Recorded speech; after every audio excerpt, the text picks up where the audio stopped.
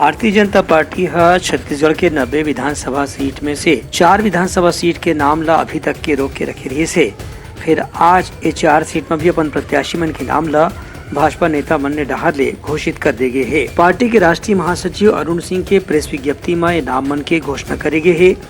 एमा अंबिकापुर ले राजेश अग्रवाल, बेलतरा ले सुशांत शुक्ला, कसडोल ले धनीराम धीवर और बेमेतरा ले दीपेश साहू ला पार्टी डहार ले उम्मीदवार बनाए गए है। एमन ला मिला के पार्टी डहार ले पूरा 90 विधानसभा सीट में अपन प्रत्याशी मन के नाम ला घोषित कर दे गए है। जैसे कि उम्मीद लगाए जात रही से कि 4 सीट से कोनो बड़े नेता मन के नाम घोषित हो सकत है, ऐसे देखे बर नहीं मिले से और स्थानीय कार्यकर्ता मन ला ही वहाँ मौका देकर के नवा चेहरा मन ला सामने लाए के प्रयास करेगी है। Bureau report Uttarakhand news.